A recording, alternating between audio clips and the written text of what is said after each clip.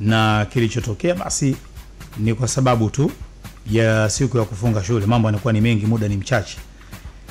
Husna, jana niliona ufuatiliaji wa bajeti kuu ya serikali mwaka 2025-2026 iliyokuwa ikisomwa na waziri wa fedha Dr. Mwigulu Lameck Nchemba. Nafikiri ulifuatilia. Yaliguswa mambo mengi sana, lakini itoshe tu kusema tu niliona pia mambo ya ujenzi wa SGR, kwa maana ya ujenzi ule kuendelea kwa maeneo ambayo yaliyobakia, ambako alikuwa anasema kabisa kwamba serikali itaendelea, lakini pia baadhi ya wananchi milioni 2 ambao taarifa zao za awali zinasema kwamba wameshatumia usafiri ule wa treni ile SGR.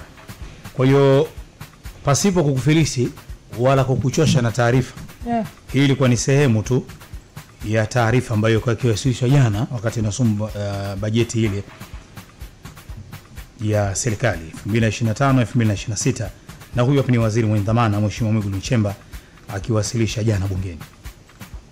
Mradi wa Makutupora Tabora ambao kwa sasa umeshafika zaidi ya 14%, mradi wa Tabora Isaka zaidi ya 6.65%, Tabora Kigoma na lot 7 ambazo tayari hizi hazikuwepo lakini tayari zimesha pata mkandarasi, na siku si nyingi mkandarasi ataanza kazi yake kwa upande wa lot 7 kwa kuwa fedha zake zimeshapatikana. Katika kutekeleza malengo haya, serikali itaendelea kutafuta fedha ili kuweza kukamilisha maeneo mengine ambayo yanahitaji ujenzi wa reli za kisasa kwa kiwango hicho. Kwa mfano, upatikanaji wa rasilimali, Mheshimiwa Spika, utawezesha ujenzi wa reli ya SGR kwa maeneo yaliyobaki. Tunajua kuna maeneo ambayo yako kwenye mpango ya ujenzi wa reli ikiwemo Kaliua Mpanda kwenda Karema, Mtwara Mbamba Bay na matawi yake ya Liganga na Mchuchuma, Tanga Arusha Msoma, na reli za jiji la Dar es Salaam, jiji la Dodoma.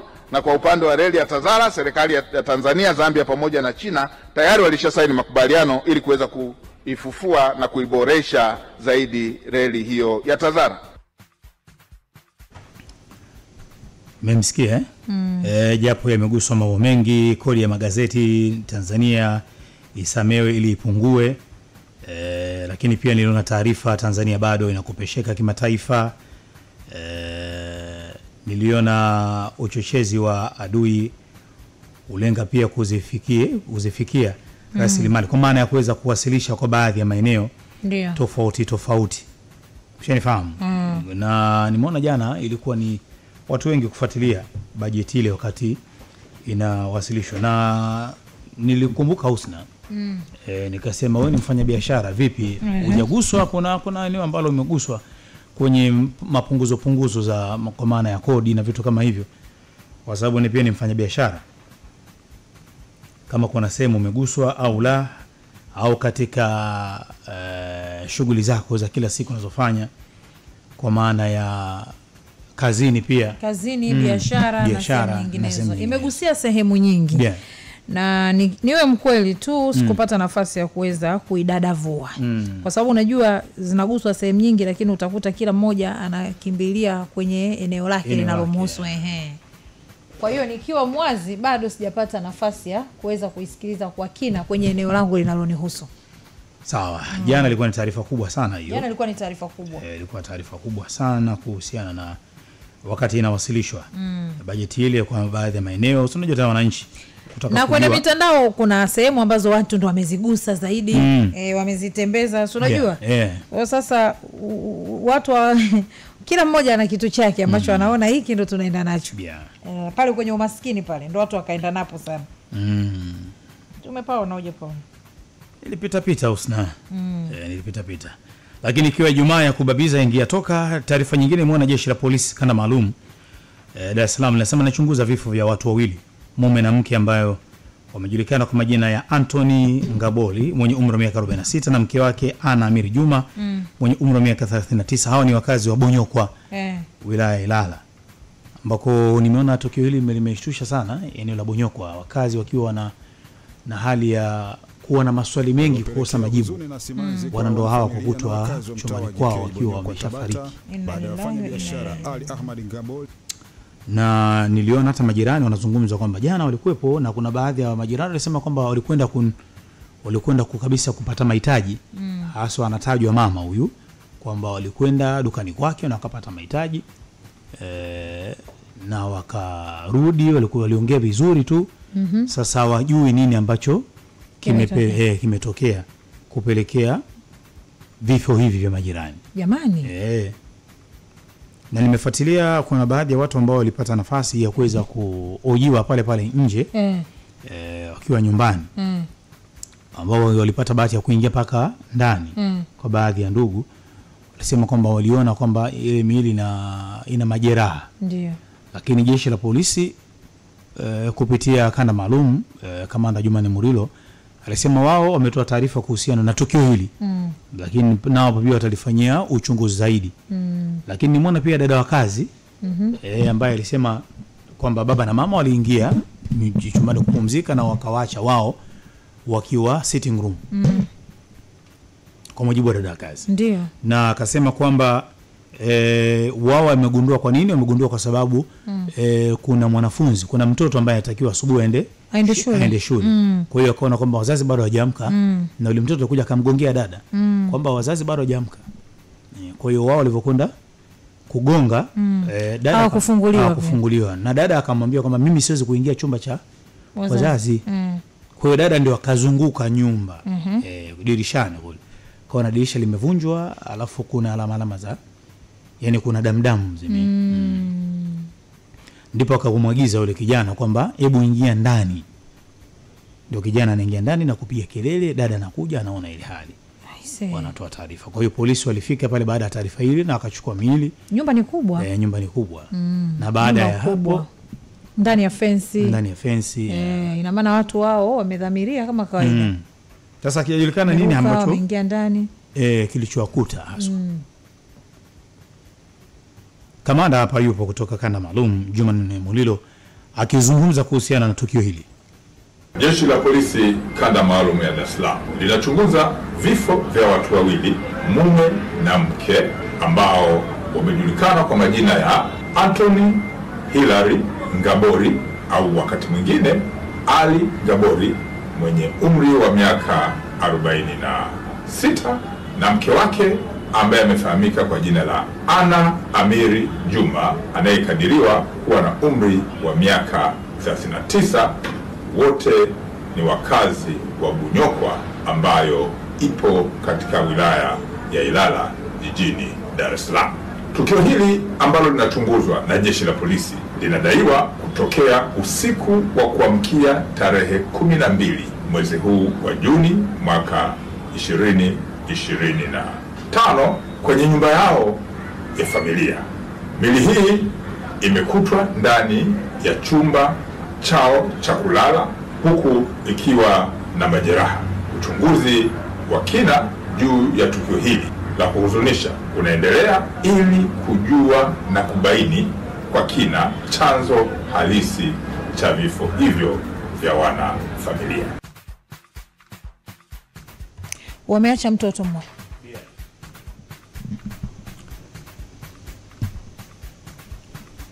Kwa hiyo hapo sasa ni kuachia tu jeshi la polisi liendelee kufanya sayansi yake. Liendelee kufanya sayansi yake. Sababu hapo unaweza kusafiri ukajiuliza vitu vingi sana. Ndio maana yake, kwa sababu kutokana pia na nyumba yenyewe ilivyo, umeona naona majirani wamejaa wengi sana. Yaani ni mazingira ambayo unaona kabisa hawa watu wamedhamiria. Nyumba kubwa. Kwa hiyo kwenda straight kwenye chumba kile na maana wanafahamu mpaka chumba chenyewe ni hiki. Kwa sababu ukiwa mgeni huwezi kujua. Kwa sababu nyumba kubwa.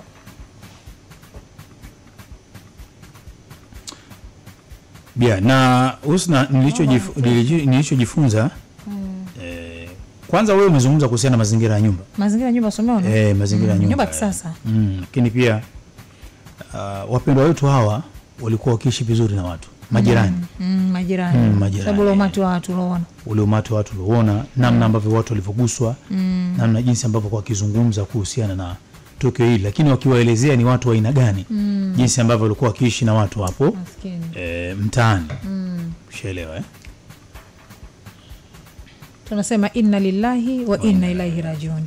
Pole sana kwa familia.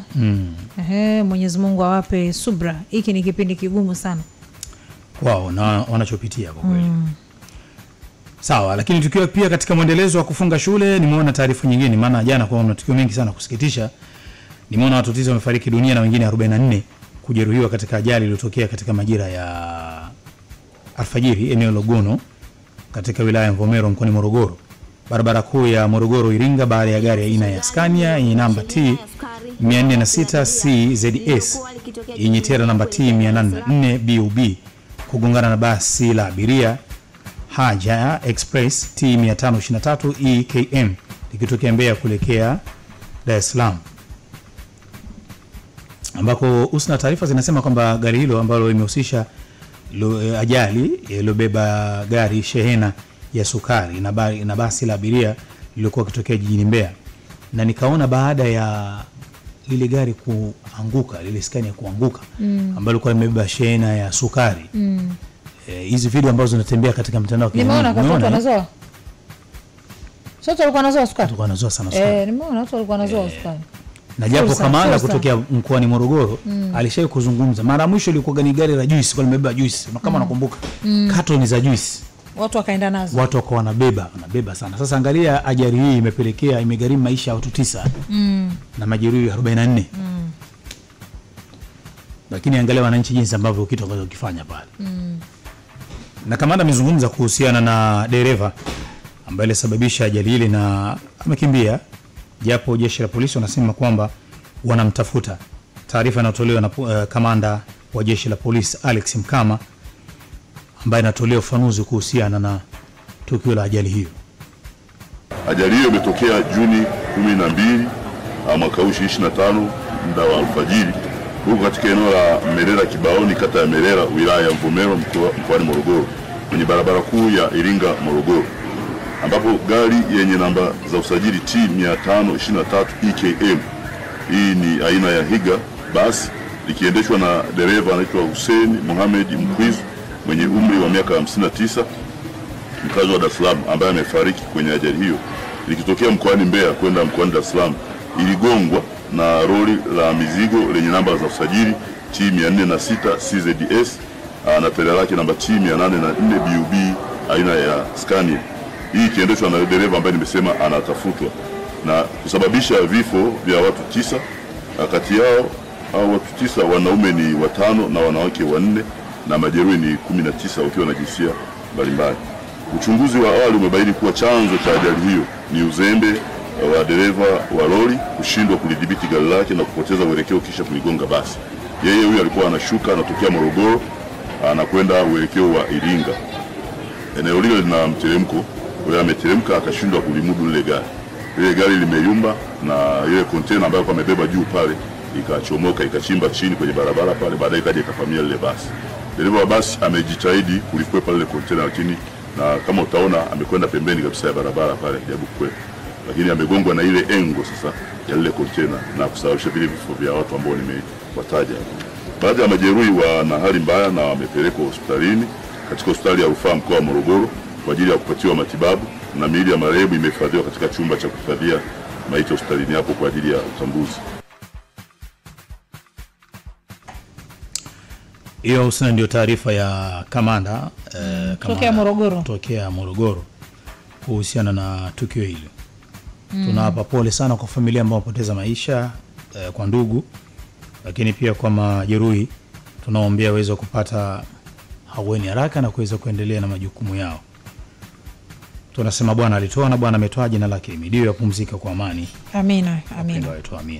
Kama ambavyo Husna nimezungumza kwamba jana kwa kuna matukio mengi sana kusikitisha, kwa maana ya ajali hizi kwa wapenda wetu kupoteza maisha. Niliona taarifa ya watu zaidi ya 242 waliokuwa katika ndege aina ya Air India ilikuwa ikielekea Uingereza, ambao taarifa zilitolewa kwamba wamepoteza maisha baada ya ndege hiyo kuanguka magharibi mwa India. Muda mfupi tu baada ya kupaa. Muda mfupi baada ya kupaa. Air India Boeing 787 na ikawa imeangukia kwenye hostel ya chuo cha madaktari. Ushaelewa na akasema miongoni mwa abiria waliokuwepo katika ndege hiyo ni 169 ni raia wa India, 53 wa Uingereza, 7 wa Reno na mmoja alikuwa ni raia kutokea Canada. Lakini baadaye taarifa ambazo zilipotiwa na vyombo vya habari ni kuhusiana na abiria mmoja raia wa Uingereza kunusurika. Hiyo ndio ilikuwa taarifa kubwa sana kabisa. Na nikaona zoezi la uokoaji kanaendelea kufaulisha ile. Lakini pia jana nikaona ule manusura aliongea hospitalini. Yosamara, katika ajali ambayo ukisikia manusura amepatikana na unasema hizi ndizo kudra za Mwenyezi Mungu, ni ajali ya ndege. Kwa sababu kwanza angalia hiyo namba ya watu ni 240 na kitu, ananusurika mtu mmoja. Na hiyo ni muda mfupi tu baada ya kuruka. Manusura anakuwa amepatikana. Yaani hapo ndipo kwenye kudra ya Mwenyezi Mungu. Na sijui kama atakuwa yuko vizuri fiziki, mwili wake, viungo na nini, sijui kwa sababu ile ndege baada ya kuanguka kama tunavyoona ikalipuka hapo. Kwa kweli tunamuombea aweze kupona haraka sana. Na amesema kabisa, alizungumza mwenyewe. Alizungumza kwamba ni kitendo cha sekunde kama 30 hivi baada ya kupaa. Alafu kikasikika kishindo. Na kuzungumza sana kwa sababu madaktari nao wakisema jamani anahitaji kupumzika. Kabisa, kwa sababu ile ni taharuki. Ni taharuki kubwa. Unaweza ukawa umepona lakini ukaendelea kuathirika kadiri unavyoendelea kuwaza lile tukio. Kwanza unakuwa uamini nimepona. Na taarifa zilizungumza kuhusiana na kule kuanguka kwake kwenye zile hostel za chuo cha madaktari. Nao pia kuna wanachuo ambao walipoteza maisha. Wengi pale. Wengine waliokuwa pale. Majeruhi pia walionekana. Na wakasema taarifa baadaye watakuja kutoa. Kwa maana idadi kamili bado kwa sababu wametoa idadi ya watu waliokuwa wamepanda kwenye ndege abiria. Huyu aliyenusurika ni raia wa Uingereza. Mwenye asili ya India. Mwenye asili ya India. Mpaka kiti alichoketi wamesema seat number 11A.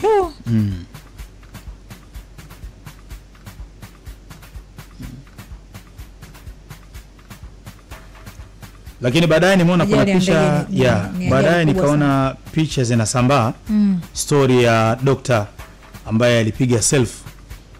Ile picha inatembea sana. Moja kati ya picha ambayo tuseme imechukua nafasi kubwa kwa jana kuhusisha hiyo ajali ni daktari na mke wake. Katajwa kwamba ni Dr. Pratik Josh ambaye alifanya kazi zake London kwa miaka 6. Kwa hiyo akaamua kurudi kwenda India kuichukua familia yake rasmi. Asema kihalali kabisa kutokea India kwenda London nianze maisha mapya. Kwa hiyo akamchukua mke na watoto 3. Kwa hiyo akapiga ile selfie, alikawatumia marafiki zake kwamba jamani si ndio tunaanza safari, ndio tunaondoka. Kwa moja kati ya picha ambayo ilisambaa sana na kugusa watu sana kuhusiana kabisa. Kama taifa wamepata pigo kubwa sana. Poleni sana wananchi na taifa kwa ujumla la India. Kwa sababu ni Husna, ajali ya kitaifa hii. Ajali ya kitaifa kidogo. Sikitisha sana. Tutoke hapo. Sawa, jana nimeona Mbosso Husna. Jana nimeona Mbosso, nimeshuhudia kwenye mitandao ya kijamii kwa baadhi ya nyimbo kazi zake ambazo amezitoa.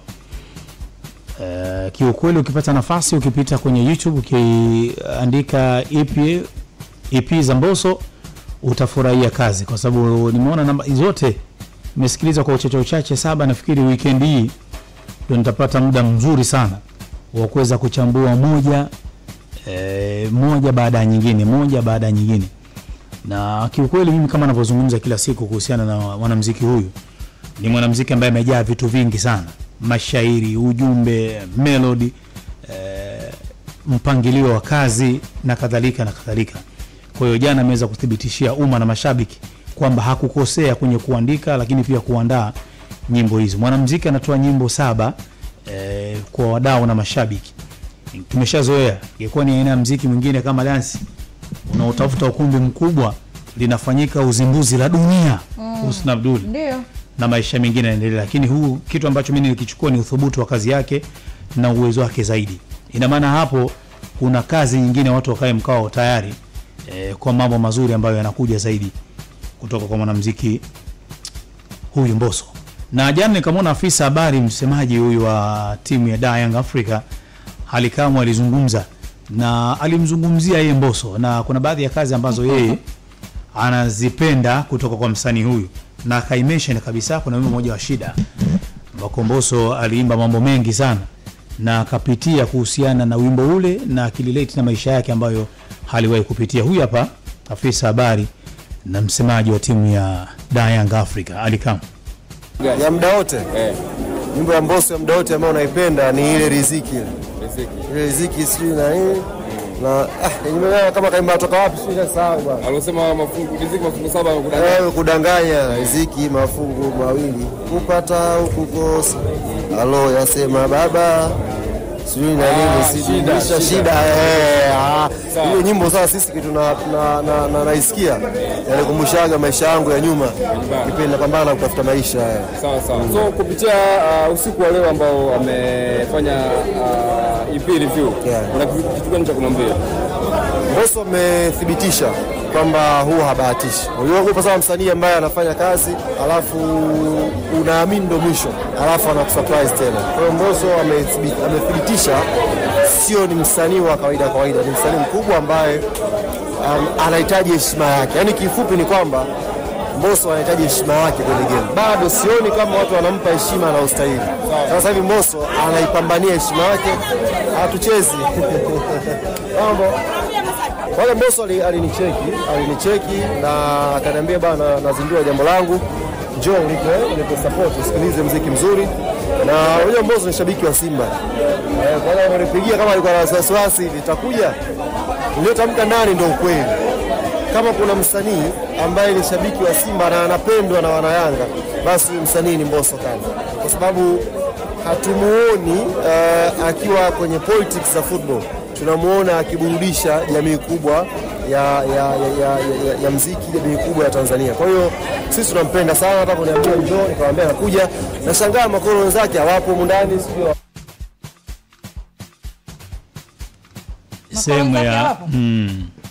Sema ufafanuzi kuhusiana na tukio la jana na wakati kama anazungumza hapo akapita mtu pembeni akamuuliza tunacheza tucheze akamjibu atucheze.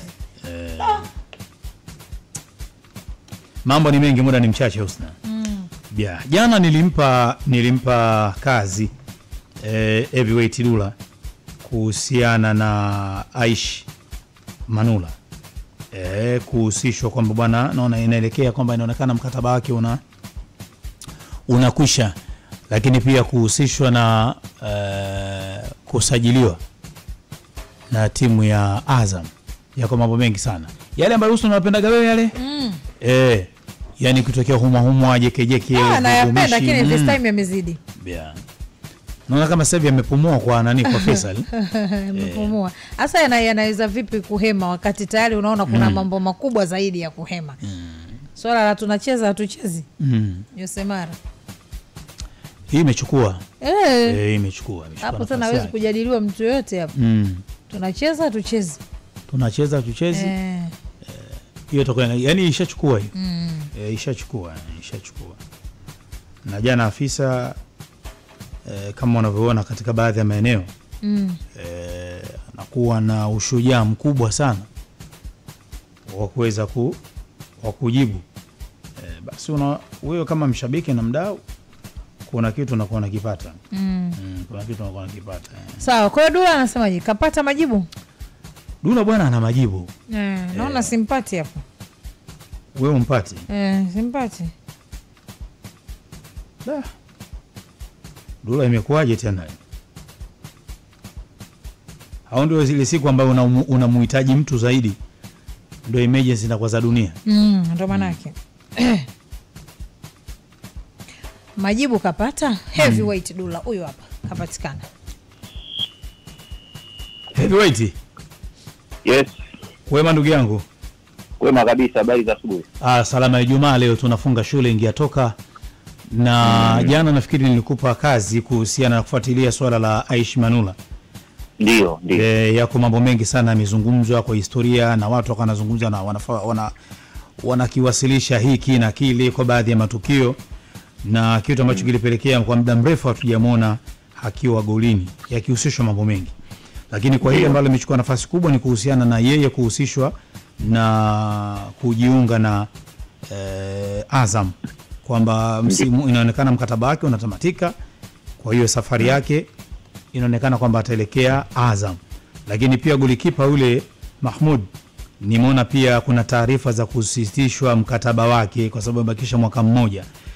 Nini ambacho kinachoendelea na ukweli wa taarifa hizi ukoje?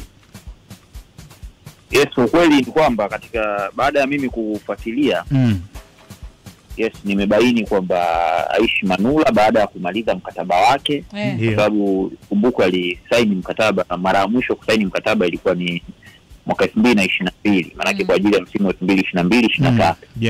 Na mkataba ambao aliingia mara ya mwisho ulikuwa ni wa miaka 3 ambao ulimalizika unamalizika mwaka 2025. Ndio.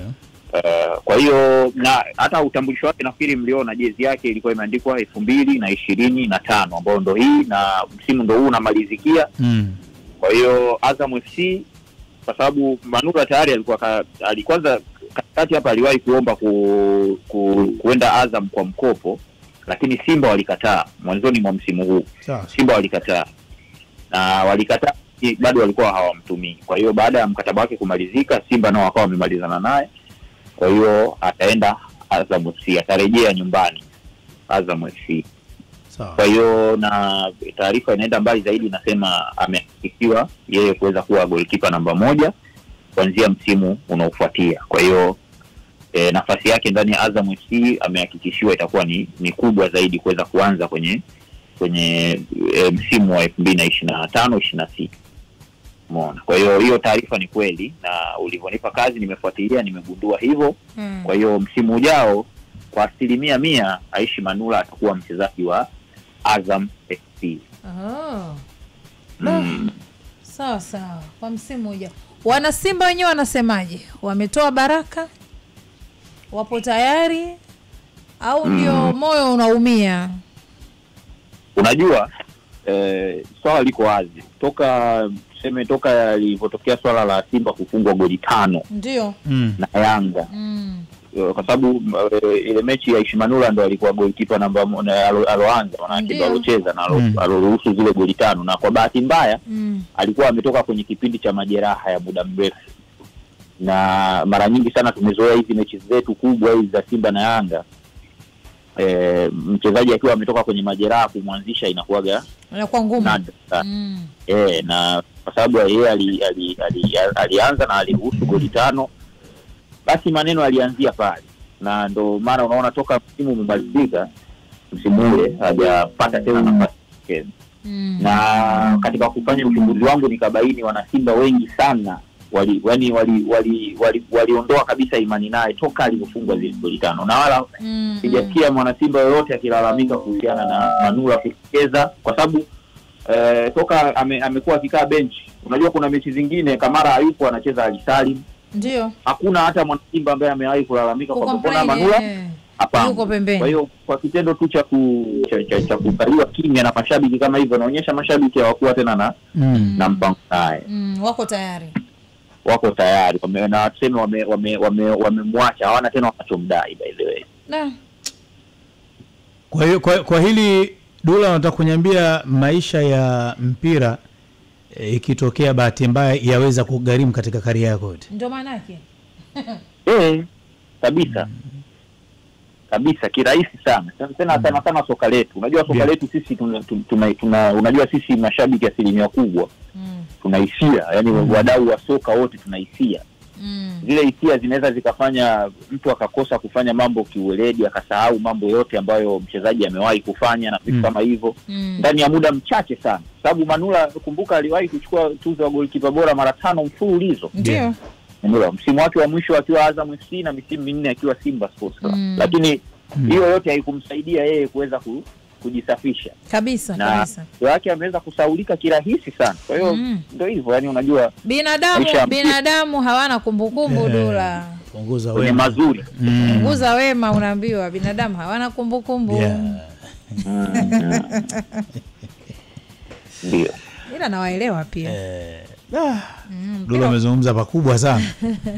Lakini lingine Dula, wakati tunafunga shule leo nimeona taarifa kwa umma ambayo imetolewa na klabu ya Simba kuhusiana na kama tarehe 15 hiyo ya dabi. Ndio. Taarifa kwa umma kwamba Simba wanasema wao watapeleka timu. Basi peleka timu kama mchezo huo utaahirishwa, basi na wao pia hawatocheza. Sio kutana nalo ile. Taarifa iona hiyo. Hiyo ni rasmi official. Hiyo ni rasmi na Simba wameiandika na haijaishia hapo. Wamesema kabisa kwamba mabadiliko yote ya kujaribu kuwakilisha mchezo. Unaelewa? Yaani watu kubaliana nayo. Kwa hiyo kama ulivyosema. Kwa hiyo sio kujaribu kuahirisha mchezo. Kwa hiyo wao watapeleka timu, jambo la kwanza wameliweka hivyo. Ndio. Na jambo la pili kwamba hawataki mabadiliko ya mchezo. Sasa hapa maana yake ni kwamba tunapata picha bodi ya ligi ndio ipo kwenye wakati mgumu katika kipindi chote ambacho wao kupitia kwenye wakati mgumu, basi hiki ni kweli imezidi kwa sababu Yanga mechi wamesema hawachezi, Simba wamesema tarehe 15 mechi isichezwe, basi hawachezi. Kwa hiyo ngoja Dula, unaposema tarehe 15 mechi isipochezwa hawatocheza tena, wanamaanisha hivyo? Na yani kwa mujibu wa taarifa hiyo wanamaanisha hivyo. Na nafikiri na bodi ya ligi nafikiri kuna mahojiano ambayo Boimanda alifanya jana. Alisema kuna taarifa nyeti itatoka katika siku hizi kabla ya mchezo. Inatoka wapi taarifa nyeti? Kwenye bodi ya ligi. Okay. Itakuwa inazungumzia na amesema itakuja kutamatisha haya yote. Sasa ndio tunarudi kwenye ile taarifa ya umma ya kwanza ya Simba. Kuna sehemu niliwahi kusema hapa tulipokuwa tunaizungumzia taarifa ya kwanza ya umma, mpaka Simba wakasema wanataka TFF na bodi ya ligi wadhihirishe wale ambao waliharibu mchezo jioni ya tarehe 7. Ndio. Nikakwambia dau kuna kitu kinaonekana kimejificha hapa katikati. Sasa ndo naanza kupata picha hiyo taarifa nyeti, inawezekana ndo kile kitu ambacho Simba waliandika kwenye taarifa yao kwamba wanataka kiwekwe hadharani, watu walohusika na watu walochangia kuharibu mchezo tarehe 8. Sawa. Na hisi hivyo kwamba inawezekana ndio kwa sababu hamna taarifa nyeti nyingine ambao watu wanaitegemea. Huwezi jua, wacha tusubiri. Dula, wacha tusubiri. Pengine taarifa nyeti itakuwa wamekubali kujiuzulu. Maandalizi yanaendelea, lakini matakwa ya Yanga sidhani kama watakubali kucheza tarehe hiyo hata kama itatoka. Simba anaposema watocheza tena, vipi wakiamua kwamba sawa chukueni hizo point hiyo tarehe, pia watocheza tena? Autochezeo haina kama yaani kwa mfano wamechukua hizo pointi zao ndio watocheza tena. Simba wameweka wazi kwamba kwanza, jambo la kwanza wanaenda uwanjani. Maana yake ni kwamba unajua ili upewe alama kuna zile protocol ambazo zinabidi ziwe zimezingatiwa, ikiwemo timu kuweza kufika uwanjani, timu moja isitokee kabisa mpaka nusu saa iweze kupita, na kuwepo maandalizi mengine yote ya mchezo, ikiwemo makamisa, marefaris na vitu kama hivyo. Basi timu ambayo imefika uwanjani itakabidhiwa alama. Kwa hiyo Simba kitendo cha kusema wanakwenda uwanjani, maana yake ni kwamba ili swala la kama ikitokea Yanga kweli hawajatokea, basi waweze kupewa alama. Sasa wakipewa alama, je, bado wacheze? Wakipewa alama maana yake ndio mechi inakuwa ipo tena. Mechi imeishia hapo yani. Mechi imeishia hapo, maana yake Simba amepewa alama 3 za huo mchezo. Sawa. Everett, nakushukuru sana, nikutakia kila heri siku ya Jumapili, na hisi na naamini kabisa utafika pale uwanja wa Benjamin Mkapa. Hapa lazima waandishi wafike kuja kuangalia. Je, wamefika? Lazima Dula ufike. Tunaendelea kama hawajafika, tunaendelea kukusanya habari kuja kujuzana. Sawa. Jumatatu pia ikawa siku ili tuweze kuyazungumza hapa kinaga ubaga. Kabisa. Asante sana. Husna, Jumatatu tutayazungumza kwa marefu na mapana. Inshallah. Tuombe tuheri Mwenyezi Mungu naweza kukutana siku hiyo. Kwa leo Ijumaa ni mimi naomba kuwasilisha, lakini angekuepo hapa shangazi. Mimi ningemwambia hata mwenye imani ya game sina. Una imani ya game? Jana nimeona wachezaji wa Yanga. Wapi? Mlimani City. Wanafanya? Husna Abdul. Wanafanya shopping. Yaani wewe leo kama leo siku kuna mechi kabisa. Mchezaji unamuona kabisa anagonga. Yaani ile hai mambo vipi usiokuwa kambini umefungiwa. Yaani wana saikolojia wanakuja pale Kwani juzi wewe bado uamini kwamba hatuchezi? Mimi kwa siamini kama hatuchezi. Mpaka ulivyoona Mlimani City. Wanakula maisha. Ni wana Mlimani City. Jogoo kidali. Wewe mechi kesho kuto unakula jogoo. Mimi nafikiri kuna ule usemi wa Swahili wanasema kwamba mtu hakimbii mvua mpaka imnyeshe na kubali. Yaani wingu unaliona kabisa limetanda lakini unyanyuki. Nikasema usibeki huyu. Hatuchezi. Karibu katika msimu wa 3 wa Tanzania Digital Marketing Summit na kwa mara ya kwanza